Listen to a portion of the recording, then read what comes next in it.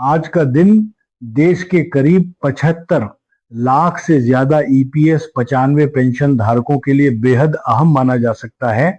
सालों से जिन फैसलों का इंतजार था, जिनके लिए आपने धरने दिए, यात्राएं की, जहांपन सौंपे, अदालत के चक्कर लगाए, उन सारी कोशिशों का उपहार आज मिल गया। प्रधानमंत्री ने आज पेंशन को 1,000 से बढ़कर 7,500 कर दिया। अब हर महीने 7,500 मिलेंगे।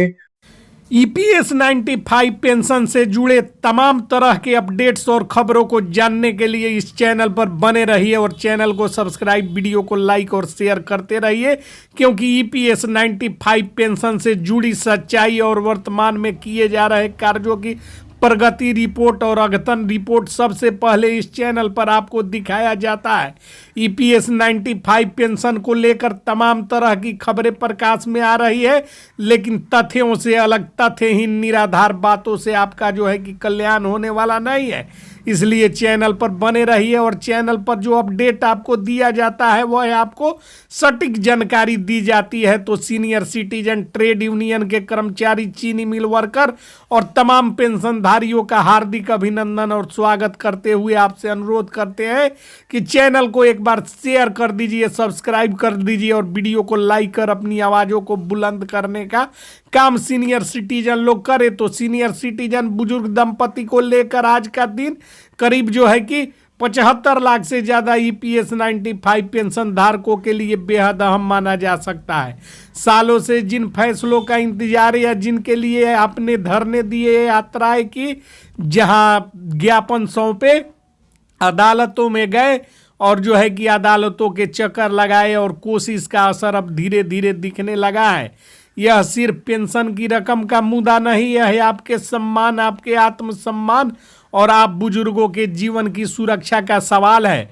आज की पूरी रिपोर्ट हम इस बात को सरल भाषा में समझाएंगे कि सुप्रीम कोर्ट के हाल की कार्यवाहियों के बाद जो नया ढांचा तैयार किया जा रहा है उसमें पेंशन को 4 अलग अलग हिस्सों में कैसे बांटा जा रहा है, कौन कौन सी श्रेणियां बन रही है और मोटे तौर पर देश के सूचना के कई लोग जो है कि पहले यह सवाल पूछ रहे थे कि मेरा पार्ट कौन सा बनेगा, मेरा सेवा कितनी साल माने जाएगी, मेरे खाते में हर महीने लगभग कितना आएगा। आज का यह रिपोर्ट जो है कि इन्हीं सवालों पर रोशनी डालती है। सबसे पहले उस बात को समझिए जिस पर जो है कि यह पूरी नई व्यवस्था टिकी हुई है। सुप्रीम कोर्ट के फैसले आपसे बहुत से साथी जानते हैं कि 4 नवंबर 2016 को सुप्रीम कोर्ट ने ईपीएस 95 से जुड़े एक ऐतिहासिक मामले में फैसला सुनाया था। इस आदेश ने उस वेतन सीमा वाली दीवार को चुनौती देने का रास्ता बनाया जिसके कारण पेंशन की गणना बहुत कम वेतन पर रोक दी जाती थी। यह फैसला अचानक नहीं आया था, इसके पीछे दर्जनों याचिकाओं की लंबी लड़ाई, यूनियनों की मेहनत और पेंशन धारकों की बरसों की जदोजहद थी।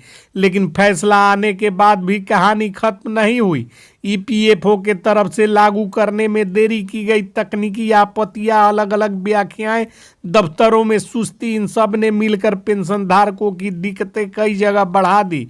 नतीजा यह हुआ कि अलग अलग राज्यों और संस्थानों ने नई नई याचिकाएं फिर सुप्रीम कोर्ट तक पहुंचा दी और दायर कर दिया और धीरे धीरे इन मामलों की संख्या 40 से ज़्यादा हो गई। यह सिर्फ फाइलों की गिनती नहीं थी, इस सब बात का संकेत था कि देश भर के पेंशन धारकों में गहरा असंतोष मौजूद है।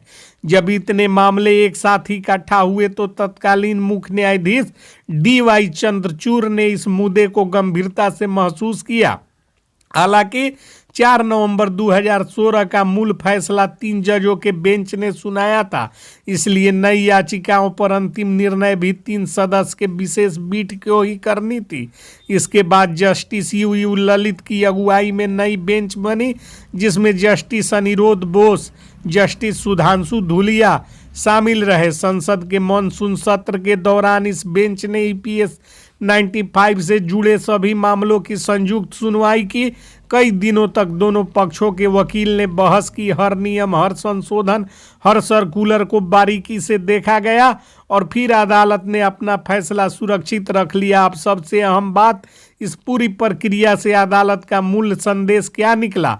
सुप्रीम कोर्ट ने साफ कहा है कि पेंशन धारकों को एक साथ रिटायरमेंट की तारीख के आधार पर भेदभाव नहीं हो सकता। सिर्फ तारीख को आधार बनाकर किसी को लाभ देने और किसी को उससे बाहर रखना न्यायसंगत नहीं है। यानी कोई कर्मचारी 2004 से पहले रिटायर हुआ है और 2006 के बाद रिटायर हुआ है या 2014 के बाद, सिर्फ तारीख के नाम पर उसे अलग श्रेणी में बांट देना यह कोर्ट की नज़र में उचित नहीं है। सुप्रीम कोर्ट ने सरकार और ईपीएफओ को यह संकेत भी दिया कि सभी पात्र ईपीएस 95 पेंशन धारकों के लिए सम्मानजनक और न्यूनतम गरिमा वाली पेंशन सुनिश्चित की जाए, जो कि बहुत बड़ा आदेश है। एक बार और सुनिए, सुप्रीम कोर्ट ने आदेश दिया कि सभी पात्र ईपीएस 95 पेंशन धारकों के लिए सम्मानजनक और न्यूनतम गरिमा वाली पेंशन सुनिश्चित की जाए। लगभग सब कुछ स्पष्ट है।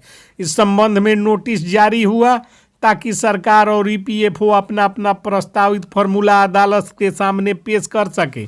यही वो जगह है जहां से 4 पार्ट वाले फार्मूले की चर्चा शुरू होती है।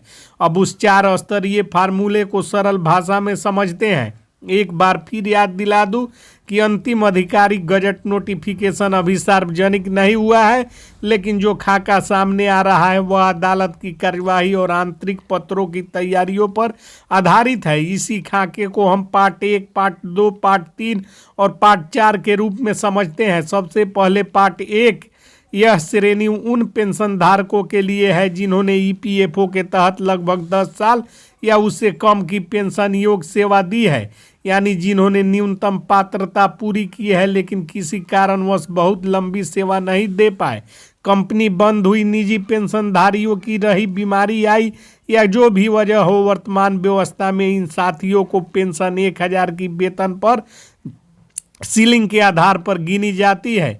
इस सीमा पर 10 साल या उससे कम सेवा के बाद जो पेंशन बनी है औसतन 1400 और 1600 मासिक के आसपास बैठती है। आज की महंगाई में रकम किसी के लिए भी पर्याप्त नहीं है। पार्ट 1 के लिए जो नई सोच बन रही है उसका मकसद यह है कि इस न्यूनतम स्तर को थोड़ा ऊपर उठाया जाए ताकि जिन लोगों ने सीमित समय के लिए योगदान दिया है उन्हें भी कम से कम सम्मानजनक जीवन जीने का अधिकार मिल सके। सटीक आंकड़े अंतिम नोटिफिकेशन के बाद ही सामने आएंगे, लेकिन दिशा यही है कि सबसे नीचे वाले स्तर को भी सुधार की जरूरत है। अब बात पार्ट 2 की। इस श्रेणी में वैसे पेंशन धारक हैं जो लगभग 15 से 25 साल के बीच रिटायर्ड हुए हैं। डेढ़ से 2 दशक और ज़्यादा समय लगातार योगदान देने वाले जो है कि यहाँ भी गणना का फिलहाल 1000 वेतन सीलिंग मानी जा रही है। जब तक किसी ने अलग से हायर पेंशन के ऑप्शन चुना हो, प्रारंभिक अनुमान अनुसार यदि किसी पेंशन धारक की सेवा लगभग 15 साल है तो उसे पेंशन और पेंशन से अधिक 3000 का सेवा लगभग 15 साल है तो 3000 से 3500 के आसपास बैठ सकती है। 20 साल वालों के लिए 4000 से 5000 प्रति माह और 25 साल वालों के लिए 6000 से 7000 प्रति माह तक पहुंच सकता है। ये स्तर पार्ट 1 के मुकाबले बेहतर जरूरी है, लेकिन मौजूदा खर्चों और दवाइयों की कीमतों को देखते हुए इसे भी आराम से गुजारा नहीं किया जा सकता।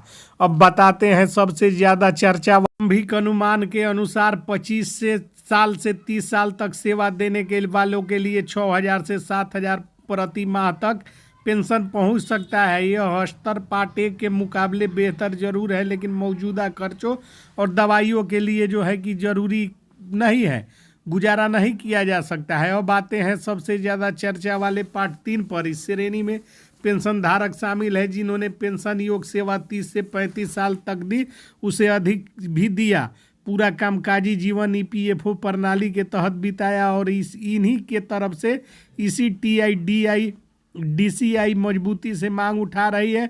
उन्हें न्यूनतम पेंशन 7500 प्लस महंगाई भत्ता के फॉर्मूले पर पेंशन देने की बात चल रही है और रिपोर्टों के अनुसार जिनकी सेवा करीब 30 साल है उनके लिए 7000 से 8000 के बीच बेसिक पेंशन का अनुमान बन रहा है।